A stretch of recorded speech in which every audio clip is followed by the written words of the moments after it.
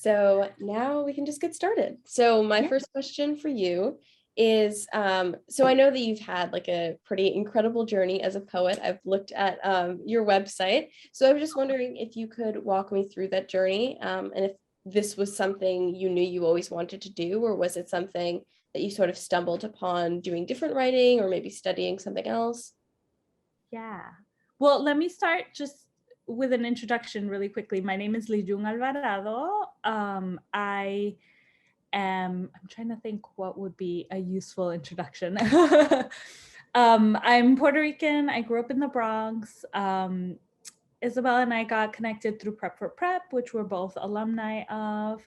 And I'll stop there and then jump in to answer your question. Um, I loved reading for as long as I can remember. So once I was able to read, I just devoured books. I loved it. And so reading has always been a part of my life. And then probably early on writing, but not in any kind of, I don't know if I had a clear, I'm going to be a writer. I think there was a really long stretch of time where I was like, I'm going to be a lawyer, right? Because I like to argue too, as my mother always was happy to remind me, like, so you'd be a great lawyer. And so I loved literature. I think Prep for Prep was a really amazing experience because it was one of the first times I read writing by authors of color. So I think about like The House on Mango Street in particular, because when I went on to Dalton, I wasn't writing my own poetry, but I was very involved in the theater scene. So like the arts were very important to me. The performing arts were very important to me. And we had this like, I guess it was like a talent show thing. And so I didn't have my own poems per se written, but I would read sections of The House on Mango Street. Oh, that is amazing. And I loved that, like reading. I loved reading, which was, like adjacent to acting. And I guess in high school, I was writing very much in my journals. I have journals from high school. I mean, on that subway ride, I had an hour-long subway ride, and that was just like, so I would journal a lot, all through high school. And in college, I sort of started writing poems and reading poems at open mics and things like that. But nothing too focused. I think I went to Yale, and I think I found the English department a little too intimidating. Like it wasn't very welcoming. And so I ended up majoring in Spanish, which was the way I ended up doing literary studies, but in a more welcoming department. And by welcoming, I meant my advisor was Puerto Rican, felt like an uncle. Like there were one or two professors. The being able to speak in, my other tongue felt like having family on campus, because it was my family language, not necessarily my public language, even though my English, I would say, has always been stronger or the more dominant in terms of writing and reading. Like I cultivated Spanish.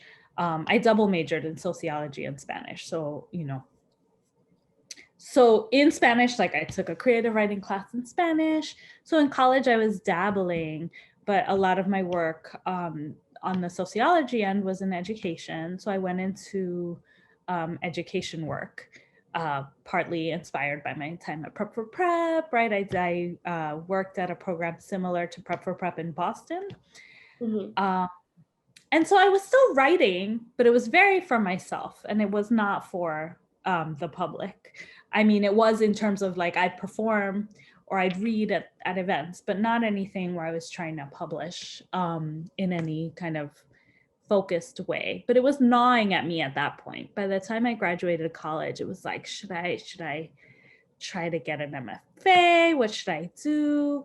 And I actually reached out to an author, like on on a whim.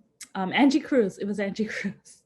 I think through her website or something, I had loved her book, and I saw that she went to NYU for an MFA, and I was like, hey, what do you think about an MFA? And she sent me the most generous email.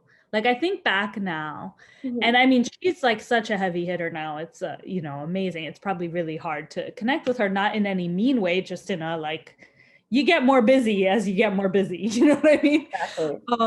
But she sent me the most generous email, and she said, I was really fortunate. I had funding, and there were some good things, there were some not great things. And the truth is, like, you should avoid doing an MFA if you're not getting funded. Like, it the financial burden becomes really too much. And if what you're looking for is community, there's other ways to find it. And she told me about VONA, Voices of Our Nation's Art Foundation, which was at the time, and maybe still is, the only multi-genre writing workshop for writers of color. And it's had a tumultuous few years, which I'm not going to get into here, because all communities have their growing pains and their, tumultuous periods. But at the time, it was 2006. And on Angie Cruz's suggestion, I looked into it and I applied, and I got in, and I was able to work with Zuhair Hamad, which was amazing. Palestinian American, Brooklyn repping poet. And yeah, that changed my life. Actually, at the same time, I was applying for PhDs in Spanish and an MFA or MA in writing. And I didn't get in anywhere except Fordham University for the MA with writing concentration. But they gave me funding and said I could continue on to my PhD. Wow. And I was like, okay, well, I don't have this abundance of riches. So that's the other thing, like, these moments where you're like, oh man, I didn't get into these other programs could have been this. But actually Fordham was a great match for me because it was a little less pretentious than some of these other programs that I was going to, and that actually served me well for where I was in my life. But the summer before I started at Fordham, I went to VONA, and it changed my life. It made me really like own this sense of being a poet and being a writer, and knowing that it would be a ride that I took with ebbs and flows for the rest of my life. Like, and that would be a central part of what I was doing. So I went on, I did the PhD, which was a literary, not a creative PhD. So I was doing, academic, academe writing. And they have a thriving creative writing. Well, at the time I was there, a lot of the professors were writers as well. So there was this kind of dialogue between the academic literary study and this creative writing. So I had a good experience there. And I was lucky, I think, because I think academia is a really difficult place for just about everyone. And I think because I wasn't married to a career as an academic, it was easier for me because I could like not get caught up. Exactly. I had worked for 5 years before I started my PhD. So I was like, if this doesn't work out, I can get a job. Like I felt like it would be fine. Like I could work in education again to some capacity and it would be fine. And this PhD could be a nice like line on my resume. It did not have to define. I did not have to be Professor Alvarado. Like once I got the doctorate, they couldn't take the Dr. Alvarado away from me and I could use it for other things. So I had that mindset, but like for others, it's really hard because if you don't have other things, getting a PhD is designed in such a way that it makes you see limited possibilities by design. like you have to do it kind of this way, and then you're like, I can't get out, but there's nowhere to go. So it can be a scary place. Anyway, that's a side note, but academia has a lot going on. So yeah, and then so then I just plugged away, you know, during my program. I wrote, I put together a collection that took years to get picked up by a small press. And I have probably 3 books sitting in my computer that are not put together. And that is this life, you know? And so I'll just chip away and get to it. Exactly. Yeah, that's what you keep doing. So yeah, and you do it at the margins because you have other stuff. Life is life, and you know, you have to do other things. Exactly. And just finding time to write is just so important. Yeah, that's amazing. And that's a wonderful story. The idea that like you were almost going to go one path and then you discovered another one that was just full of so many more possibilities is amazing. Yeah. I mean, yeah, there's no, well, I think it's different for everyone. People have different, I was thinking my spouse knew he wanted to be a doctor, was going to be a doctor, and just did it, you know, and that's a very clear path. And then there's us creatives where it's just kind of like, oh, I'm gonna do this, and then we'll come back around this, and oh, let me revisit that, and that's life. That is life. It's all the twists and turns, and they both work. So there's some people who really know they want to write, and you know, I have friends or folks that I know who had a novel, knew they were going to write a novel, started their writing program, and just found ways to use their writing program to write the novel. And by the end, we're like, yeah, I mean, because they have that kind of clarity of purpose. Mm-hmm. That is not my way of operating in the world. And so there are very different paths. There is no one clear path for a creative life. And so, you know, that's what I've at least seen. Exactly. This idea that like there's so many ways you can go about it.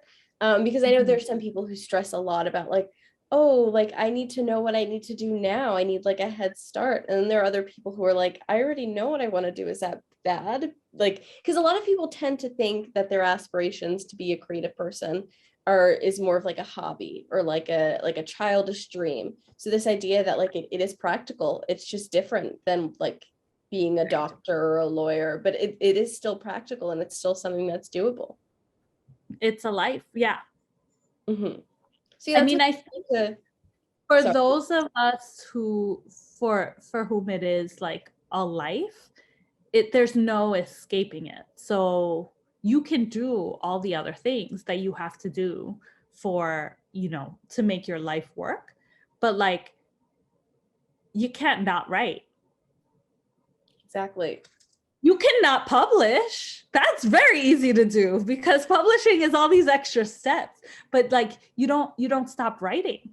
Even when I'm not in front of a computer or at a pen to page, like in my head I'm writing.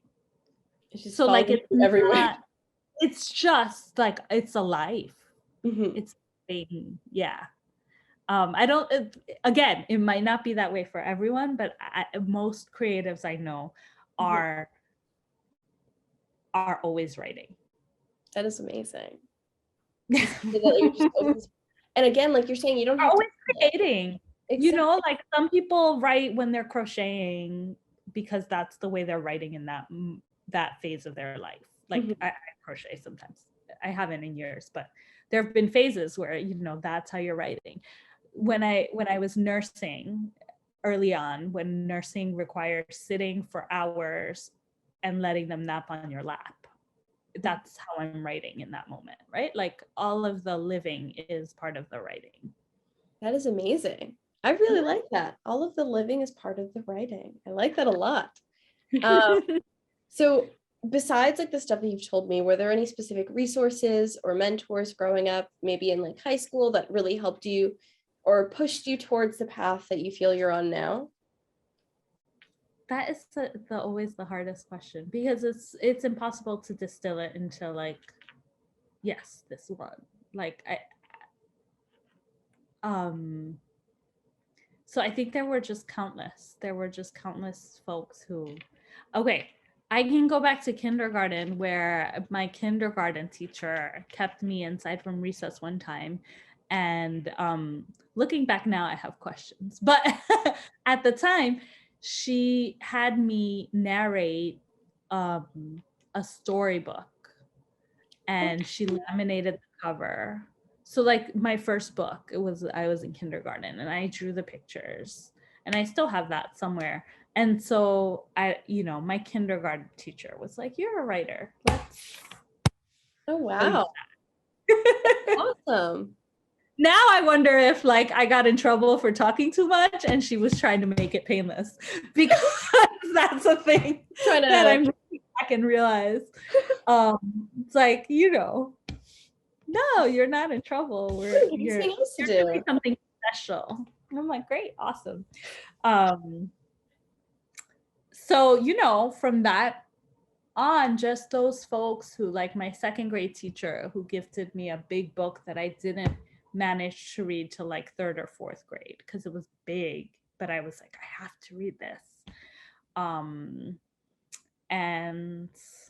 yeah, I think in prep, all of the lit teachers that I got along with, the ones I got along with, who made me love words and love story. Yeah, so I just think obviously my teachers, and then in terms of resources now, I am someone who thrives on community and deadlines. So community, I can say the group Women Who Submit is an amazing community, and they have chapters all over the country now, but they started here in LA, and it's awesome. They started out by having submission parties, and so everyone would get together just to submit. So this wasn't to work on your work, like this was, you have work, you're ready to submit, and you would just sit there, everyone with their laptops, and do the stuff that is submitting, which is like getting the cover letter, making the PDF, like making sure the formatting's right, uploading the thing, paying the fee, like all the steps, because it's like a whole process. And you would just sit there and do that in community. Oh, I like that. And when you hit submit, you would say, I just submitted to, and everyone cheered. Oh, that's awesome. And that's how the organization started, and now it's grown to be so much more. They have regular workshops online. I think most of them are free, and they have in-person programming. The pandemic shifted all of that, but they do a lot of things, and they still do regular submission parties. I think they're still virtual right now because of the pandemic, but so folks will get on and submit. That is great. So that's an amazing organization, and that's been super.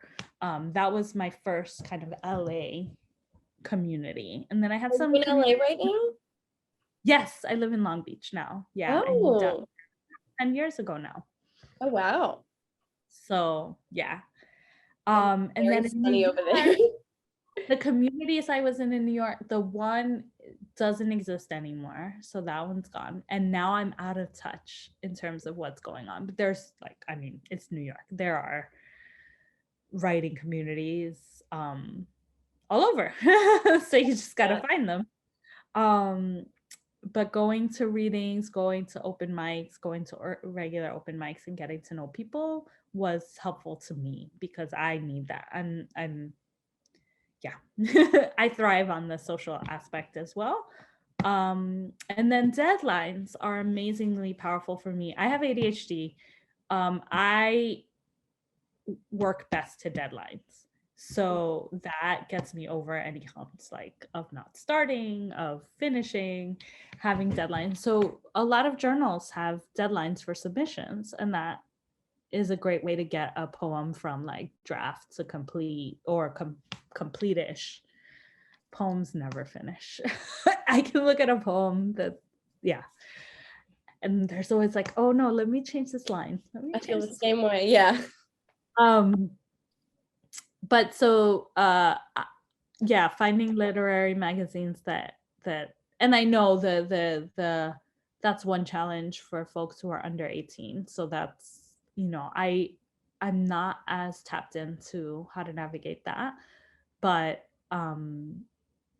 finding journals that their mission aligns with you is a great place to start. And then yeah, submit. And then once you're in communities, you start meeting people, and people tell you where they're submitting, and that gives you ideas. And then you can also, another great tip for poets is when you look at collections, like poetry books that you like, see where those poems have been published before. And that's a great way to find magazines. That's a very good idea. Yeah. Because most poetry books, at least some portion of the poems in it have been previously published, and in the acknowledgments it'll say in what journals. Thank you. So, and you should be reading current poets, like what you know, books that are being published now are a great kind of treasure trove.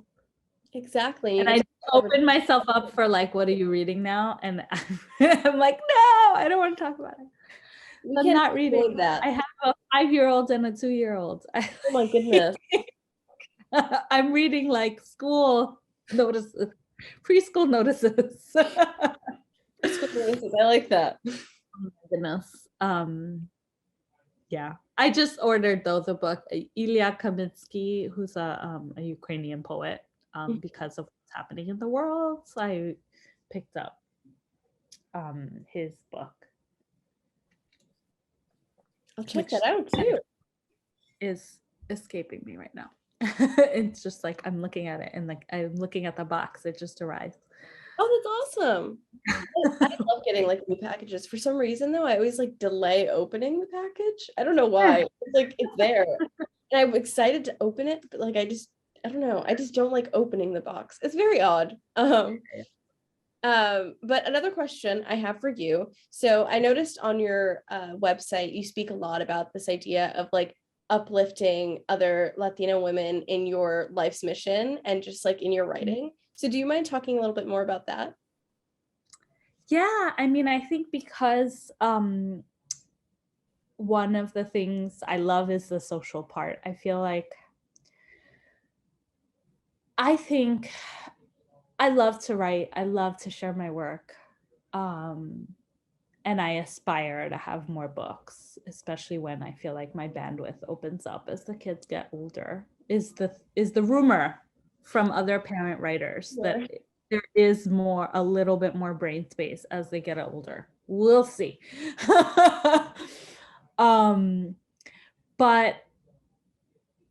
I don't know. I don't know what's going to happen with that. Like that is not necessarily a future I can control, right? Like I can take the steps and hope that the mixture of hard work and luck that is life like works out. But one thing I can control is amplifying the work of others. And I think like that is what drives me. Like I just want my people heard. And so especially when I'm not writing,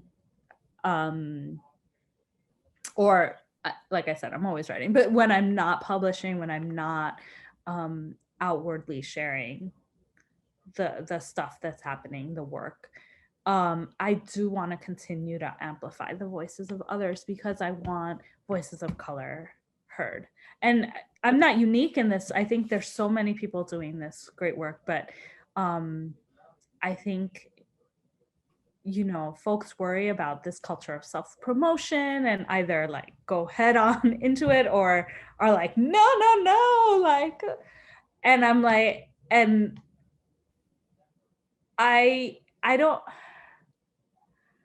love promoting others. I love doing that. I love any way that I can help someone else's work. And so I try to do that in small ways. I don't have this ginormous audience. I don't claim to be some sort of influencer in that regard, but in the circles that I do navigate, or in the circles that I am in, I want to platform others, and I want to help put other people's work in the world. So, for example, one of my friends from Women Who Submit, and also a writer retreat that I participated in 2015. It doesn't exist anymore as a retreat, but it does as an organization, a room of her own. This author, Cassandra Lane, last year, her memoir came out. I'm so mad. The title is escaping me, and I'm so annoyed with myself. I might have to look it up. But Cassandra's book came out, and I did kind of like what we're doing now. We Are Bridges is the title. That was going to bother me. We Are Bridges. It's her memoir. Gorgeous memoir. And so I did something like this. I did an interview with her, and then promoted it to my email list, had people, watch the interview, but also pick up the book. And I shared clips of the interview, and just like, made noise about Cassandra's book, and also worked with her one-on-one on just the mindset stuff about promoting. Because I think a lot of writers will, they don't want to bother other people. They don't want to seem like too extra with the self-promotion. And one of the things is, like, the reality is there's someone out there who needs your work, and you're stealing from them when you don't even let them know it exists. Like, you're stealing that opportunity for them to, like, be moved by your work. That is moving work and important work in the world. So don't do that. Like, you don't be a jerk about it. I mean, like, don't be up in everyone's thing and the only reason you reach out to everyone is to get something from them. Don't be that person. But there's nothing wrong with saying, look, this is my book. This is where I'm going to be. This, those things are important, because there's so much noise that you have to get out there in order for others who need it to know that it's that work is there. And so, yeah, that's something I like to do, is just try to connect people and push people's work out and tell other people about what's happening. I have a bookshop.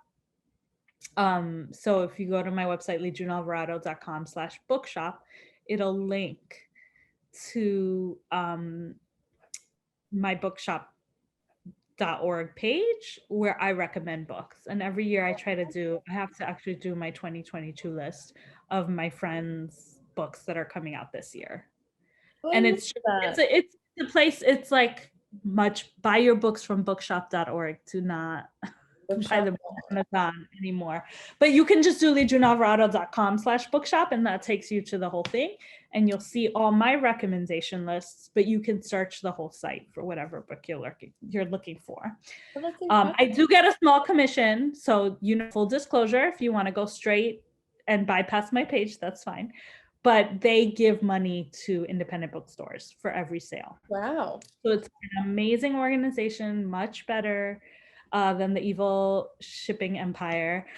And if you go through my page, you'll see some of the books I'm recommending. I recommend a lot of picture books, which is a little fun thing that I've been obsessed with since before I had kids. I've always loved picture books. So I do a lot of lists about different picture books. So in April, the picture books for little poets will be up, and you'll see a bunch of picture books that are about poets. So for National Poetry Month. So definitely check that out.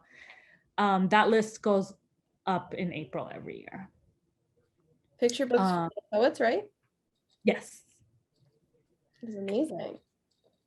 And so, for the picture books, it's again like making sure that BIPOC picture books, and there are so many. It's like such an amazing time to be a kid of color. Like, I mean, not in some ways, and so in the literary world, even though it's not enough and there could be more.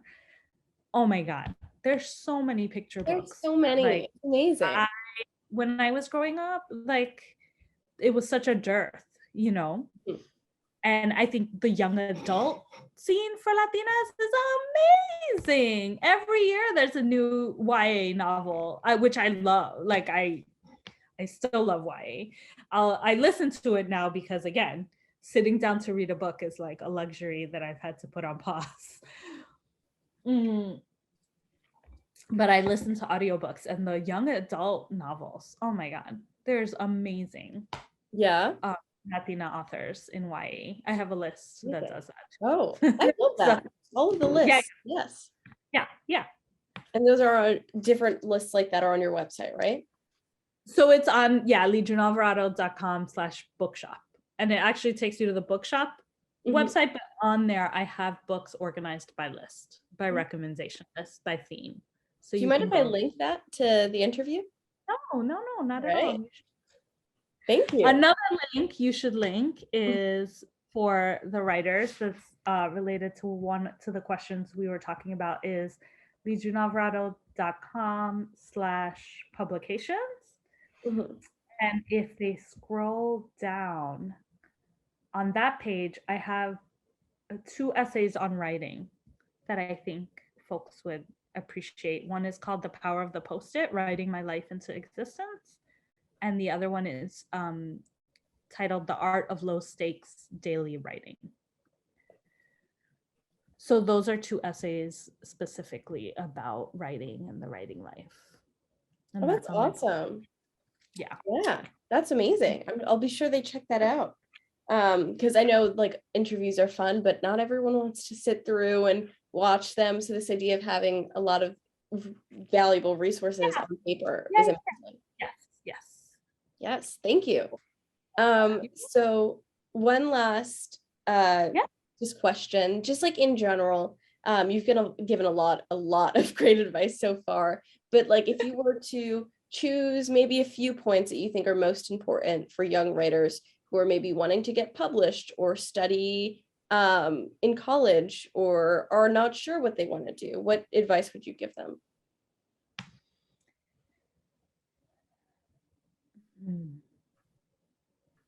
I think there are so many ways to cultivate a writing life. And the way I've chosen to do it is very different than one that is heavily focused on publication. Publication, not surprising, can be a very competitive kind of arena for like book publication. So remind me, is this just poets? Is it nonfiction, fiction? Okay, great. Yeah. Because those things are also very different, right? Like with fiction writers, there's the whole getting an agent, like it's a whole other universe. Poets, it's a lot of, you can do contests or you can do, so that's all to say, publication is a whole can of worms. And there's a lot of ways to get very caught up in a lot of, in all the stuff that comes with bureaucracies, which is what, an industry, a commercial industry is. There's a lot of bureaucracy. And so, and there's a lot of like things, when you're a writer, you're a business. So there's things about that you need to think about, like, even like taxes and, managing, we talked about this before you started recording, your intellectual property rights. Like when you publish something, don't sign away all your rights. You want to have control over your written work to some extent. Learn about those things. So there's like the very practical things about publishing. And then there's the soul work, which is the fact that writing never stops for you. And so I think the quicker, and this always takes time because this is part of growing up, but the quicker you get to a place where you feel very secure in knowing that you are a writer, that this is just a part of you at a deep level, and that how that looks gets to be however it looks. It doesn't have to be a certain way to be true. The quicker you get to that kind of knowing, the easier it is to let go of the inevitable disappointments. Writing is an act of publishing, not writing. Publishing is an act of getting rejected, of like learning to love rejection, as part of the process, towards wherever you're going, and as part of the process of growing as a writer. So yeah, the sooner you just are like, I'm a writer, this is part of how I'm going to be in the world, regardless of all the other things I need to do to survive and pay my bills, and like, this is a part of me. And when I choose to share with the world, I get to do it on my terms. I don't have to do it on everyone else's terms. Sometimes you have to negotiate depending on what you want. If you want to be a New York Times bestseller, other people's terms are going to matter. You're going to have to give a little, because that doesn't just happen, by the way. That's like a whole machine making those things happen. So if you want that and that's your aspiration, there are things you're going to have to do to make that happen. And you don't have to want that. That's okay too. So yeah, just like loving that and being good with that lets you write out the rejection, the delays, the fact that things take much longer than you think they should or would, or, you know, the overwhelm, because it's not easy. It's hard. It's hard to be a person and to share. And the other big tip is revision. That's it. Like, the first thing you write sucks. Just letting you know, I don't care how brilliant you are, it's very rare that the first thing you write like is, you know, it's just very rare. And that's not a bad thing. I mean, for me, I know it's terrible because my hardest thing is starting. So the only way I get over that hump is giving myself permission to write crap. And then I can get over the hump, and I love revising because I love the detail. So for me, that works out. But I think some people get very caught up in like getting everything right. It's like, no, like the first draft, that's what it is. Anne Lamont's essay, Shitty First Draft, the book Bird by Bird, but the essay by itself can be found, is excellent for that. Shitty first draft, that is the game. Write the shitty first drafts and then revise, and learn to love revising, because that's the work. I love that. The work.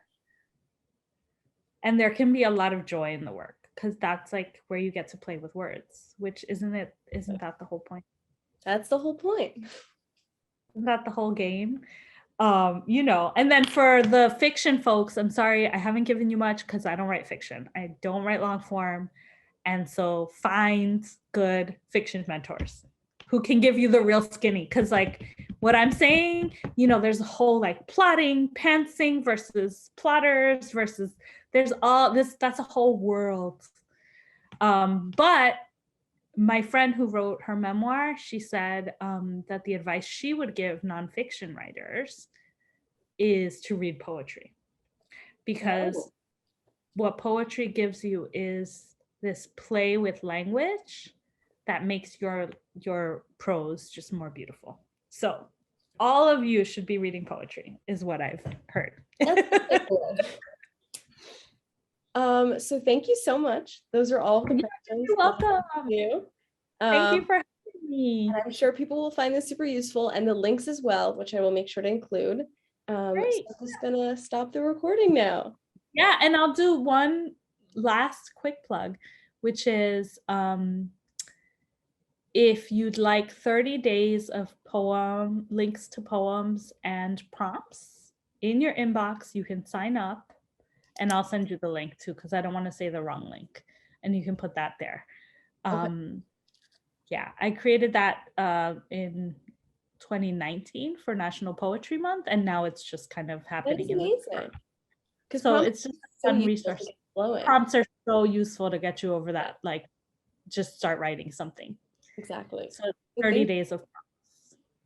You're welcome. Send that to me and that'll be also in the description. I will. All right. Bye.